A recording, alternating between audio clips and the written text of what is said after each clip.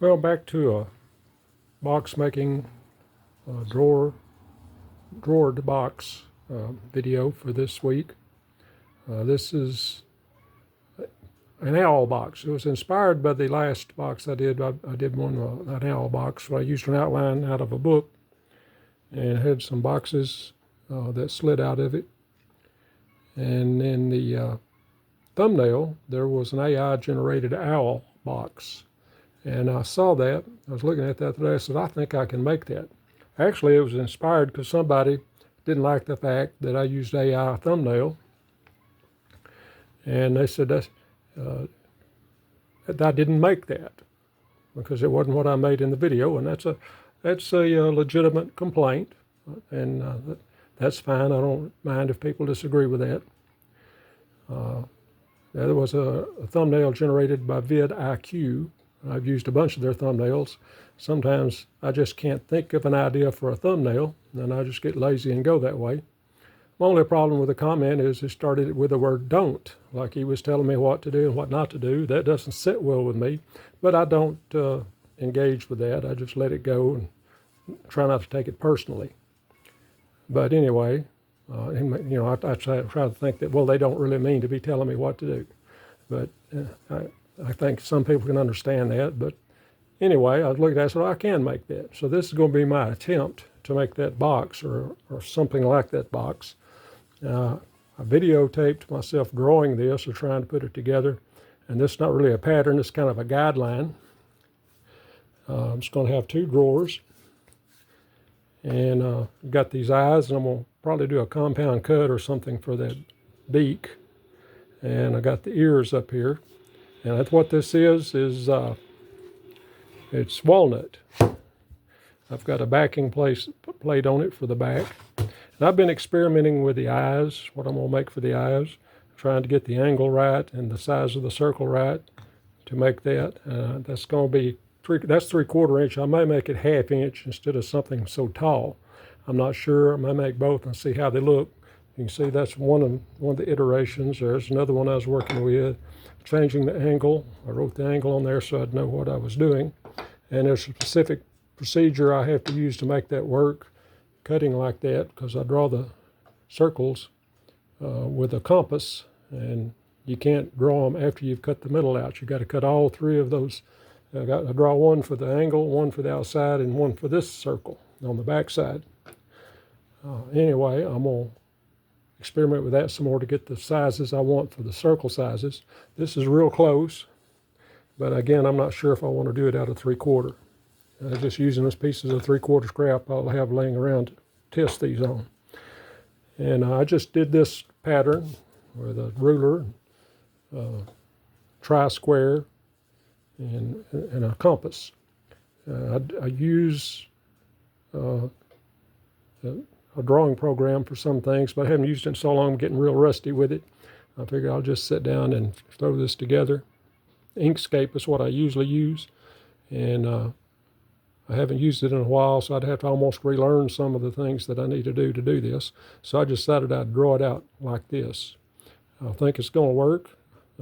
We'll see if I can cut this. I hadn't tested to see. I think it's thin enough that I can get it under my saw. If not, I may have to take the pattern off and run it through my planer. But I'll find that out here in just a few minutes. Anyway, what I'm going to do like I normally do, I'm going to cut the outline, and then take the backing plate off, which is like a piece of 3/16, and then I'll cut the drawers. And so these won't actually be cut here. They're going to, like I say, they're going to be separate and glued on there. So there's not a lot of cuts. I have to cut the drawers out and cut the front and back off. And I think I'm going to have a finger hole here instead of a pull, because that's what the one in the thumbnail had. So anyway, let me make sure I can cut this. May have to make some adjustments, but I should be able to cut it and get me a number 12 skip tooth in there and make the outline, and then cut those drawers and proceed on from there.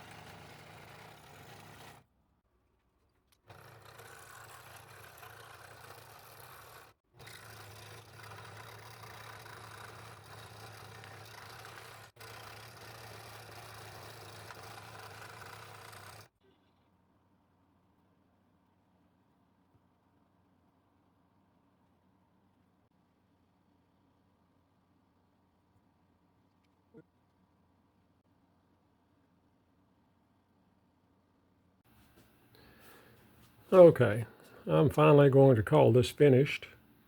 Been a long time since I started this video. I didn't even get a video up last week.